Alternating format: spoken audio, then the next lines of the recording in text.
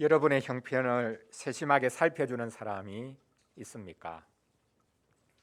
말로는 살펴준다고 하지만 사실 큰 관심이 없죠. 믿을 만한 사람이 없습니다. 나 자신이 사실 그렇습니다. 우리는 다른 이들이 당하는 고통을 너무나 가볍게 대합니다.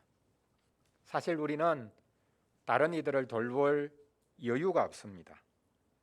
내 코가 석자이기 때문입니다. 오늘 우리가 같이 읽었던 시편 139편 1절을 보면 다윗은 하나님께서 저를 살펴보셨습니다. 저를 아십니다. 라고 노래하고 있습니다. 여기서 살핀다는 단어는 깊이 파고 들어가는 것을 말합니다. 땅 파는 것을 한번 생각해 보십시오. 어떤 사람들이 땅을 팝니까? 여러 종류의 사람들이 땅을 파지만 고고학자들도 땅을 팝니다. 땅 속에 파묻힌 유물들을 발굴해내기 위해서 엄청난 노력과 정성을 기울입니다. 조심스럽게 파지요. 땅 밑에 있는 유물을 하나도 훼손하지 않도록, 깨뜨리지 않도록 하기 위해서 아주 세심하게 조심스럽게 땅을 파고 그 밑에 묻혀 있는 것 하나하나를 정성스럽게 캐냅니다. 바로 이렇게 하나님께서는 우리를 깊이 살펴보신다라는 말입니다. 하나님께서 저를 살피신다라고 말한 다윗은 바로 이어서 이것이 의미하는 바는 하나님께서 나를 아신다라고 표현을 합니다. 하나님께서 자신을 속속들이 아신다는 겁니다. 하나님께서 우리를 속속들이 아시는 것이 좋은 것입니까?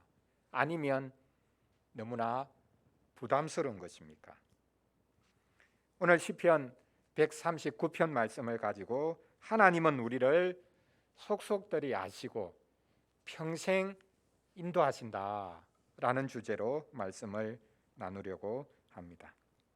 첫째로 어디에 가더라도 성령으로 살피신다고 말씀하고 있습니다. 둘째로 모태에서부터 평생 살피신다고 말씀하고 있습니다.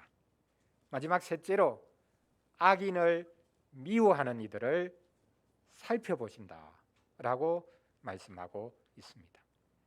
어디 가시든지 어디 가든지 우리를 살피시고 언제든지 우리를 살피시고 악한 세상 가운데서 우리를 살펴보신다라고 오늘 시편 139편이 노래하고 있습니다.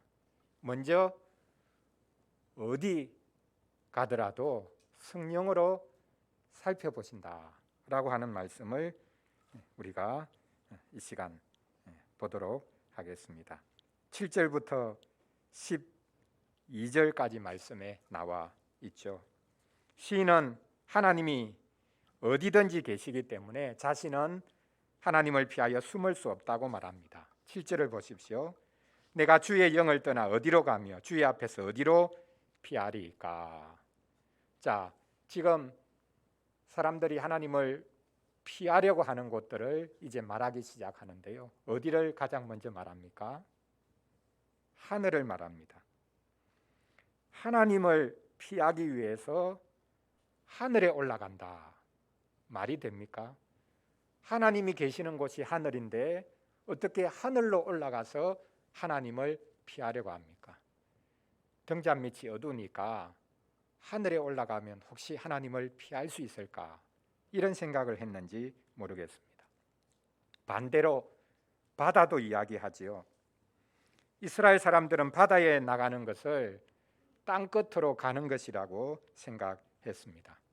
우리가 잘 아는 선지자 요나의 이야기가 있지 않습니까? 하나님께서 선지자 요나에게 아수르의 수도 니느웨로 가서 하나님의 심판을 전하라 라고 하니까 요나가 도망을 치죠. 어디로 도망을 칩니까? 바다로 갑니다. 바다로 나가서 땅 끝으로 가려고 합니다. 그러면 하나님의 명령, 그것을 피할 수 있을 것이라 라고 생각을 했습니다. 시인은 수월도 이야기합니다. 구약 성경에서 수월은 죽은 사람들이 간다고 하는 장소입니다. 그런데 죽은 자들이 가는 그곳으로 피해야 한다 할지라도 거기에도 하나님이 계신다라는 말입니다. 쉽게 말하면 지옥에도 하나님이 계신다. 하나님이 직접적으로 지옥을 긍정적인 방식으로 통치하시지는 않죠. 하나님이 계시지 않는 곳이 오히려 지옥이라고 해야 되겠죠. 그러나 그 지옥에도 하나님이 계신다. 지옥에 가더라도 우리는 하나님을 피할 수가 없다라고 말씀하고 있습니다. 우리 동양 사람들은 종종 불교를 오랫동안 믿어왔기 때문에 부처님 손바닥이라는 표현을 종종 씁니다. 자, 부처님 손바닥이라는 말이 어디에서 나왔습니까? 손오공 이야기에서 나왔죠. 서유기에 보면 손오공이 자기가 부리는 구름을 타고 가장 먼 곳으로 날아가서 거기 보니까 거대한 절벽이 있는데 거기에다가 자기 이름을 새겨놓고 왔는데 나중에 알고 보니까 그 절벽 위의 기둥이 부처님 손바닥이었다. 부처님 손바닥에 자기 이름을 새기고 왔다는 겁니다. 그래서 부처님 손바닥 하면 우리가 벗어날 수 없는 어떤 것을 가리킬 때에 부처님 손바닥이다. 우리가 벗어날 수 없다. 그것으로부터 피할 수가 없다. 이런 표현을 쓸 때 부처님 손바닥 아니다. 이런 표현을 씁니다. 그러나 여러분, 부처님 손바닥이 아니라 하나님 손바닥입니다. 우리가 하나님을 피하여 숨을 데가 없습니다. 하나님은 어디든지 계십니다. 그래서 우리는 하나님을 피할 수가 없습니다. 하늘로 가도 바다로 가도 땅 밑으로 가도 우리는 하나님을 피할 곳이 없다. 하나님을 피하여 숨을 곳이 없다라는 사실을 우리가 알아야 합니다. 사람들은 어둠 속에 들어가기를 좋아합니다. 어둠 속에 들어가면 사람들이 나를 볼 수 없고 심지어는 나의 행위도 알 수 없기 때문입니다. 그런데 11절을 보십시오. 시인은 다윗은 말합니다. 흑암이 반드시 나를 덮고 나를 두른 빛은 밤이 되리라. 이 시인조차도 어둠 속에 자신을 감추려고 한 것인지 모르겠습니다. 그러나 어둠조차도 하나님에게서 우리를 숨겨주지 못합니다. 하나님에게는 밤과 낮이 다르지 않습니다. 하나님에게는 어둠과 빛이 다르지 않습니다. 어둠 속에서도 하나님의 빛이 모든 것을 비추고 있습니다. 그러므로 우리는 어둠 속에 숨어서 하나님을 피하려고 해서는 안 됩니다. 왜냐하면 그 어둠 가운데서도 하나님이 계시기 때문입니다. 우리의 고난 가운데도 하나님이 계시고 우리의 가장 깊은 골짜기와 그림자 속에서도 하나님이 계신다라는 것을 우리는 잊지 말아야 합니다. 지금 다윗이 무엇을 말하고 있습니까? 하나님이 계시지 않는 곳은 없다고 말하고 있습니다. 신학에서는 종종 이것을 하나님의 성품 중에 하나님이 어떤 분이신가 라는 것을 말하면서 무소부재라는 표현을 씁니다. 한자죠. 무소부재가 무슨 말입니까? 무소부재, 계시지 않는 곳이 없다. 하나님은 어디든지 계시는 분이다. 하나님은 온 하늘과 땅을 가득 채우고 계시는 분이다. 우리의 눈으로 볼 수 없지만 하나님은 온 우주에 계시고 어디든지 그분은 계시는 분이다 라는 것을 말하고 있습니다. 지금 다윗이 바로 이 고백을 아름답게 시로 지어서 부르고 있습니다. 우리는 하나님을 피할 수가 없습니다. 사람은 피할 수 있어도 하나님은 피할 수가 없습니다. 우리가 혼자 있어도 하나님과 함께 있습니다. 하나님 앞에 있습니다. 화장실에 가도 하나님과 함께 있습니다. 하나님께서 화장실을 엿본다, 그리고 우리의 잠자리를 엿본다, 그런 뜻이 아닙니다. 우리는 하나님으로부터 도망칠 수가 없습니다. 우리 고신교에서 종종 사용하는 말 중에 하나가 코람데오입니다. 라틴어인데요. 코람 앞에서, 데오 하나님, 하나님 앞에서. 부산에 있는 고신대학교의 교훈이 코람데오입니다. 고신대학교 정문 딱 들었으면 커다란 돌에 코람데오라고 새겨 놓았습니다. 하나님 앞에서. 하나님 앞에서라는 말의 뜻이 무엇입니까?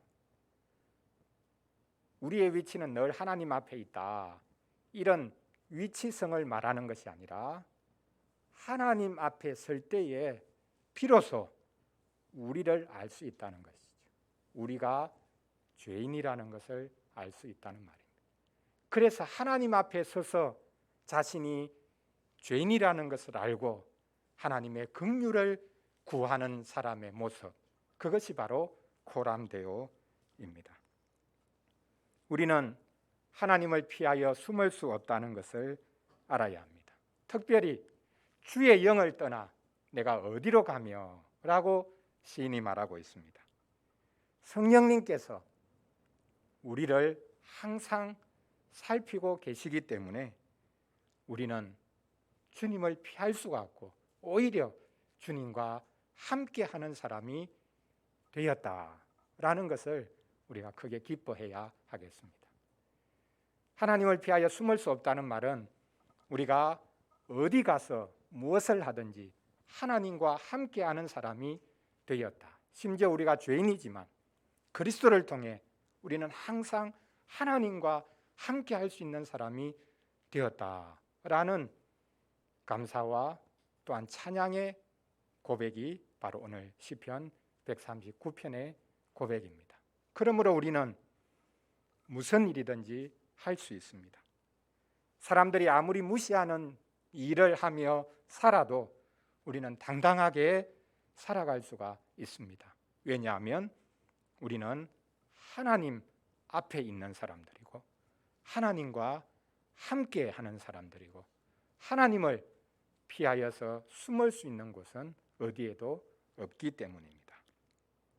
자, 먼저 첫째로 어디 가서든지 성령께서 우리를 살피신다, 이렇게 시인이 말했습니다. 이제 둘째로 시인은, 다윗은 모태에서부터 평생 저를 살피십니다, 이 고백을 하고 있습니다. 시인은 하나님께서 자기를 지으셨다고 말합니다. 어머니 태에서부터 자기를 조성하시고 지으셨다고 말합니다. 13절을 보십시오. 주께서 내 내장을 지으시며 나의 모태에서 나를 만드셨나이다. 15절도 보십시오.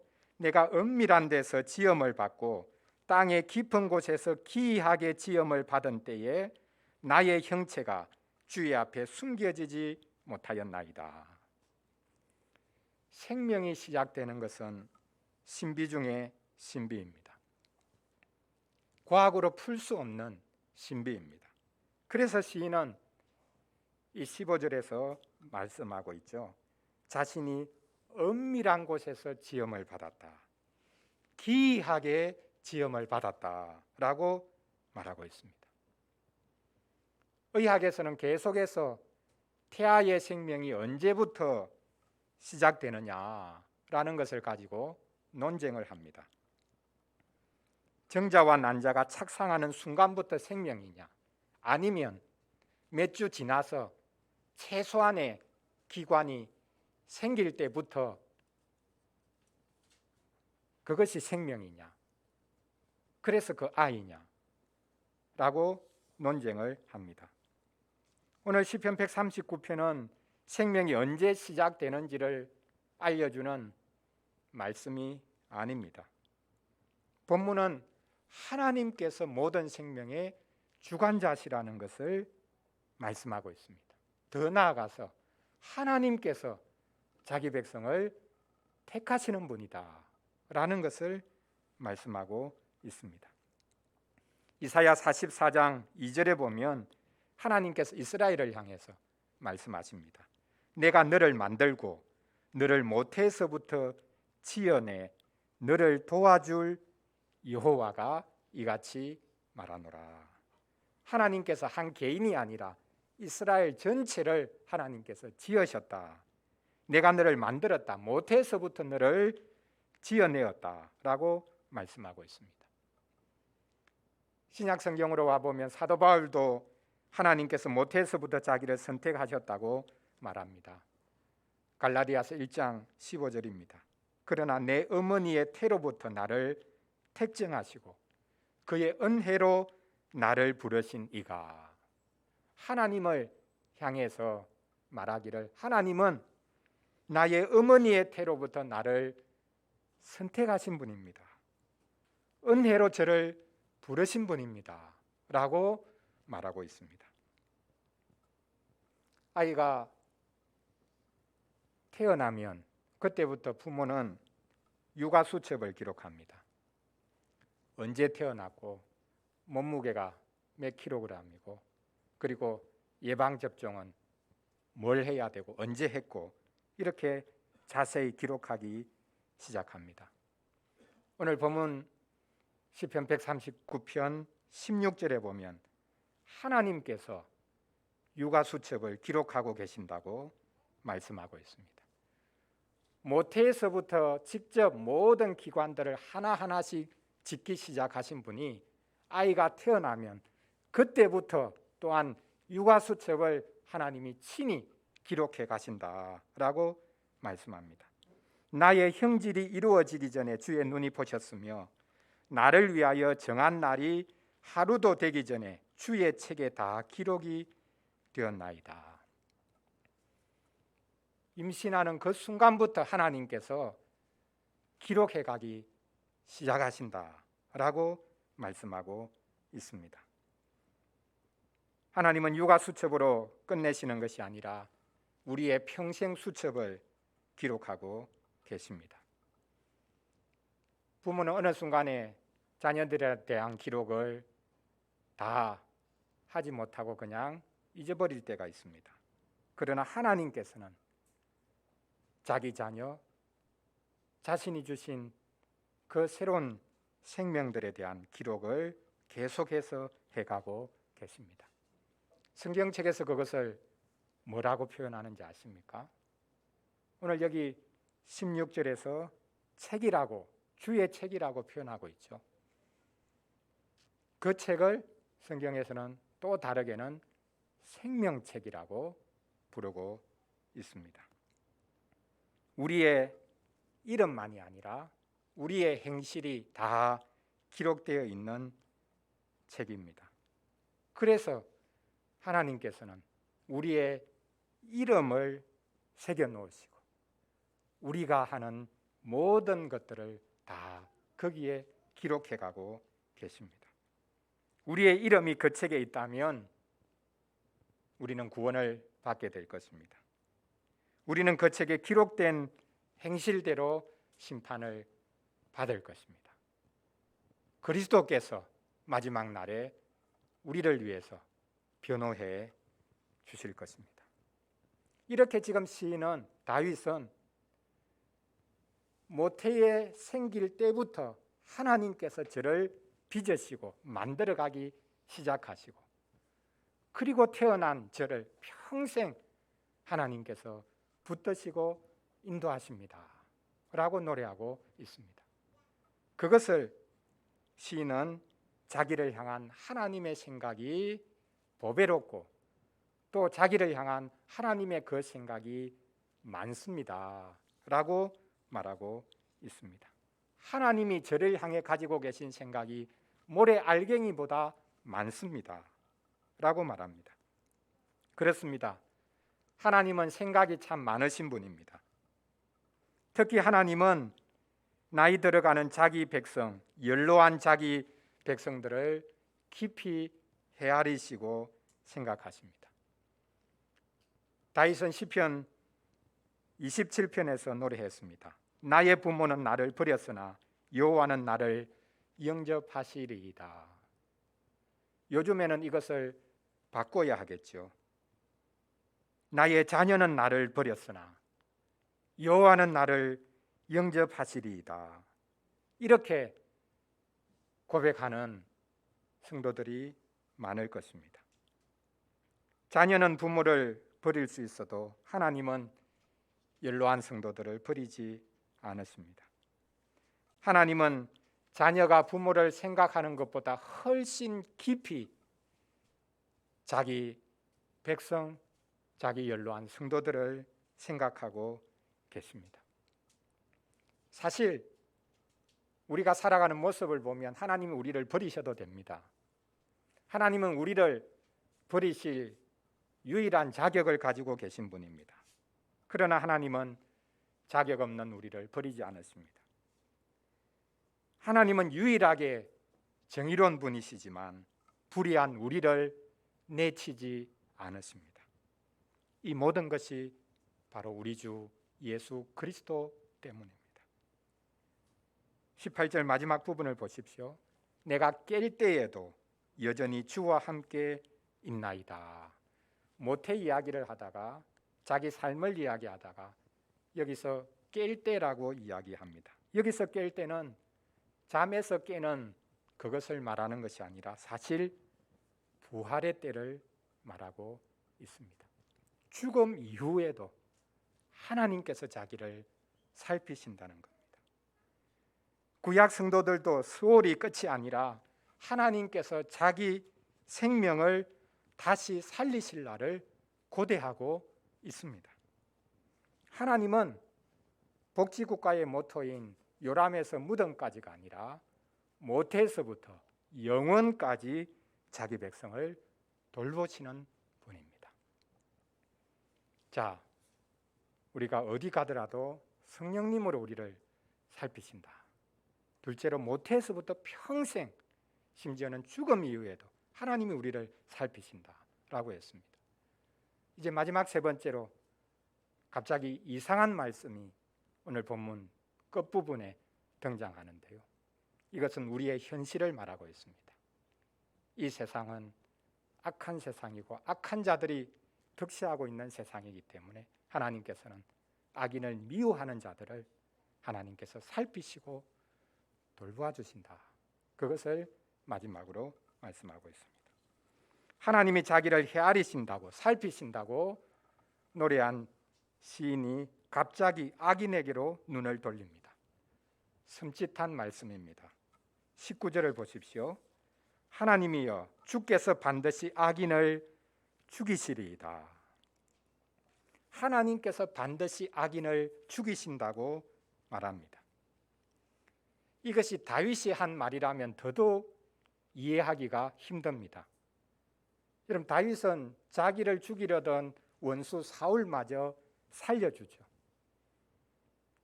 주위에 있는 이들이 사울을 죽일 수 있는 절호의 기회입니다. 이렇게 이야기를 해도 하나님이 기름 부어 세우신 자를 내가 손댈 수 없다. 끝까지 사울을 변호해 줍니다. 그리고 마지막으로 사울이 죽었을 때 어떻게 합니까? 잘 됐다. 그렇게 쾌재를 부른 것이 아니라 슬퍼하며 통곡합니다.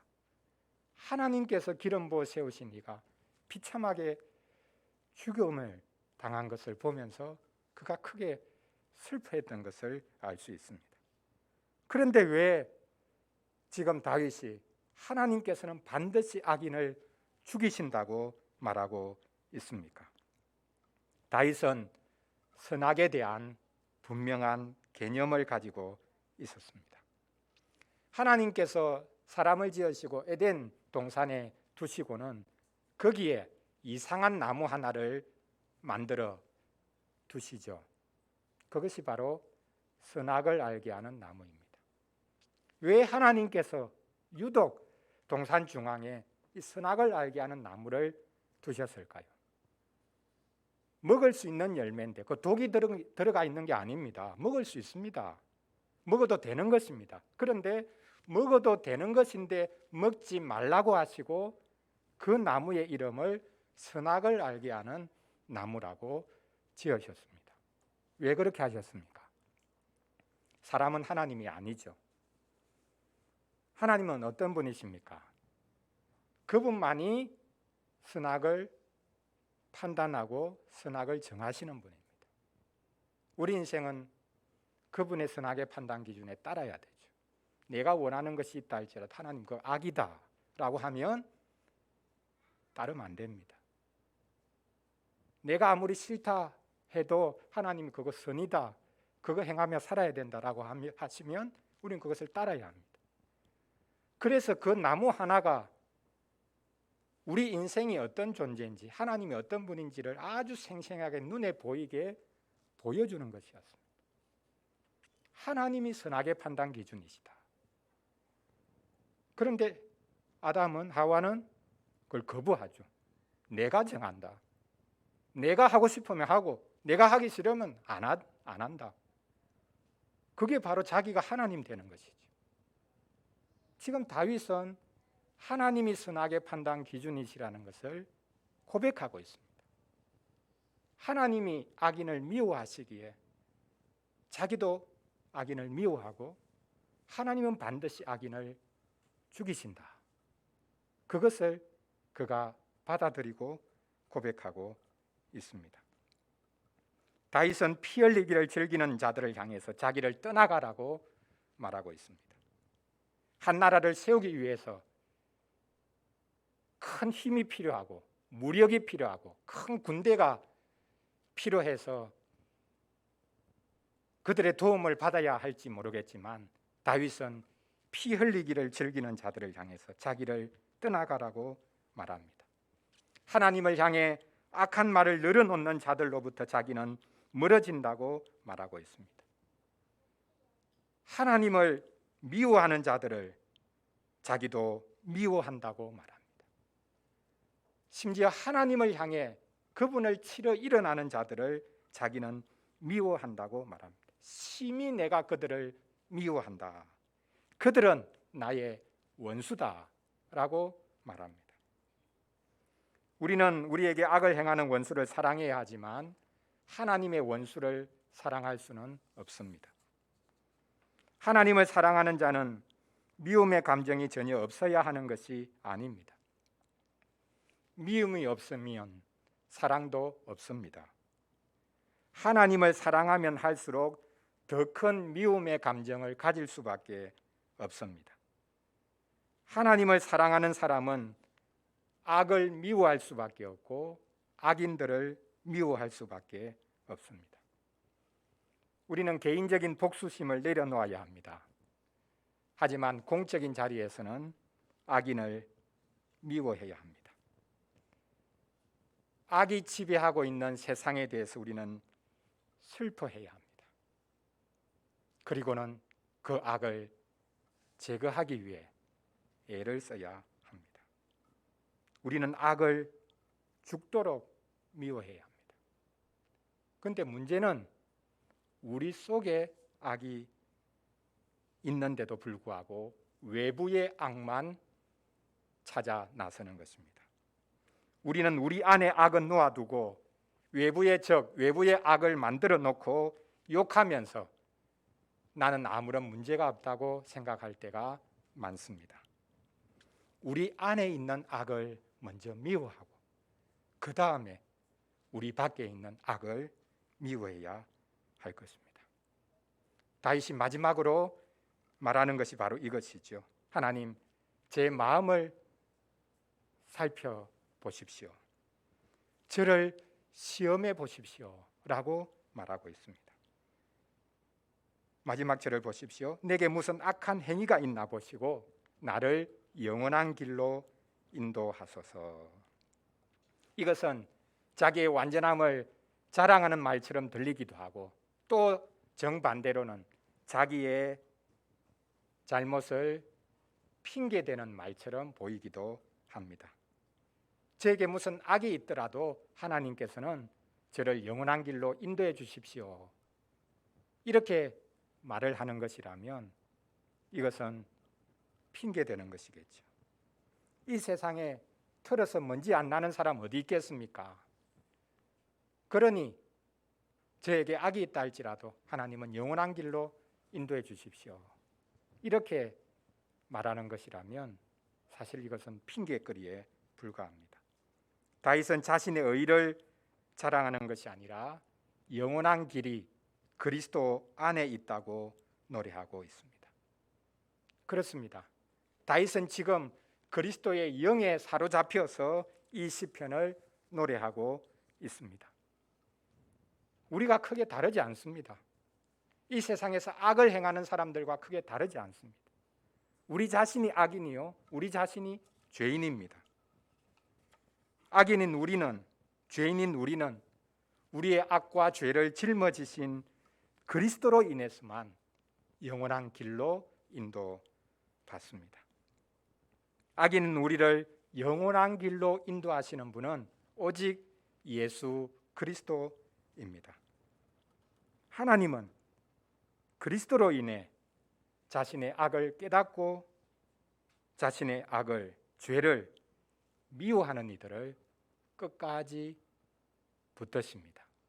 이 세상 가운데서 그들이 낙오한다 할지라도, 악인들에게 내쳐진다 할지라도 하나님께서는 그들을 끝까지 붙드십니다.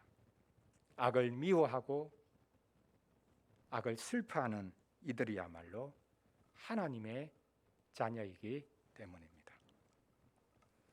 사랑하는 성도 여러분, 오늘 본문에 보면 살핀다, 안다, 또 만드신다, 이런 아름다운 말들이 등장하고 있습니다. 설레지 않습니까? 뭐가 설레? 하나도 설레지 않다. 오히려 나는 그런 말들 들으면 무섭다, 이렇게 생각하는 분들이 있을 것입니다.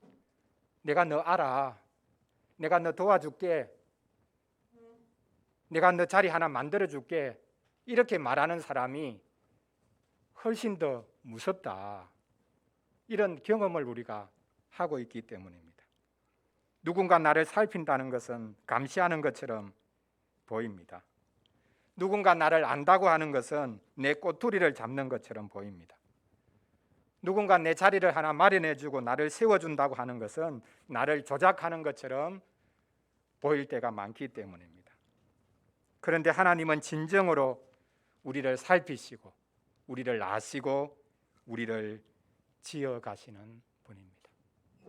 온 하늘과 땅을 지으신 하나님께서 우리를 살피시고 우리를 아시고 우리를 만들어 가십니다.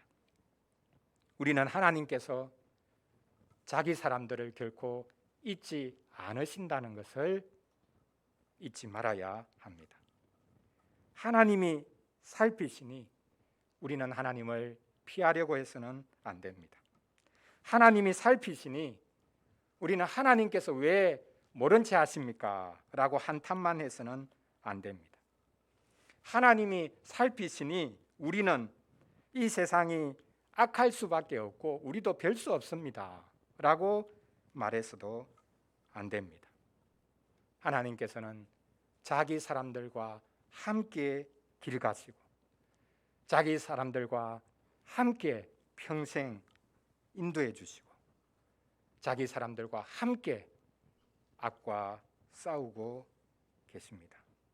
하나님과 함께 길 가는 백성이 복이 있습니다. 하나님이 살피시는 주의 백성이야말로 참으로 복이 있습니다.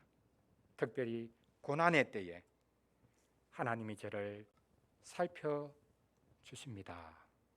라고 고백하면서 이 땅을 살아가실 수 있기를 간절히 바랍니다.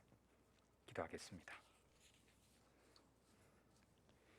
우리 같이 잠시 기도하겠습니다. 오늘 시편 139편을 우리가 살펴보았습니다. 하나님이 저를 살펴보십니다. 이것이 다윗의 고백입니다. 하나님이 저를 아십니다. 저를 속속들이 아십니다. 제가 어떤 존재인지 아십니다. 제 죄악도 아십니다. 제 연약함도 아십니다. 제가 당하는 고난도 아십니다. 그래서 제가 하나님을 피할 곳이 없습니다. 아니, 하나님은 모태에서부터 저를 지으신 분이고 평생 저를 인도하시고 붙드시는 분입니다. 이 세상의 악 가운데서도 악에게 어떤 경우에는 동참하고 싶은 그런 마음이 들 때도 있지만 하나님을 사랑하기 때문에 악을 미워하고 악을 멀리하는 자기 백성을 하나님께서는 붙드십니다. 저를 끝까지 붙잡아 주시옵소서. 이것이 시편 139편 다윗의 고백이요, 또 하나님의 백성들인 우리의 고백이어야 할 것입니다. 이 말씀 생각하면서 같이 잠시 기도하겠습니다.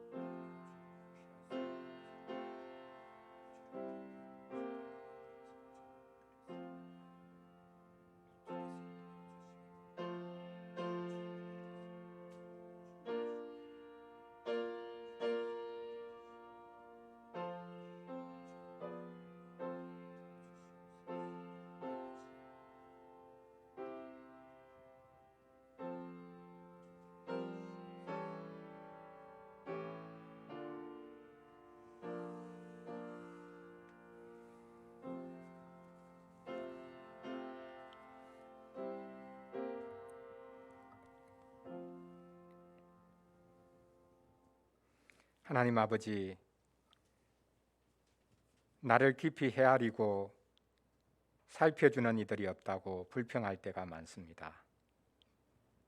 가족 간에도 이런 헤아림이 없다고 불평하곤 합니다. 하나님께서 친히 저희를 알고 살피신다고 하시니 고맙습니다.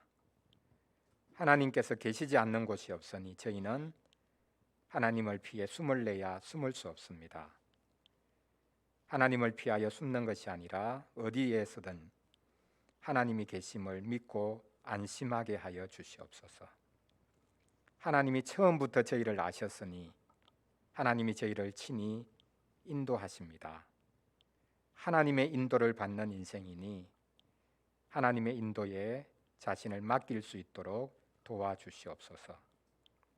저희의 선택과 결정이 혹 잘못되었다 하더라도 주님께서는 차선과 차악을 통해서도 선을 이루어 주시기를 구합니다.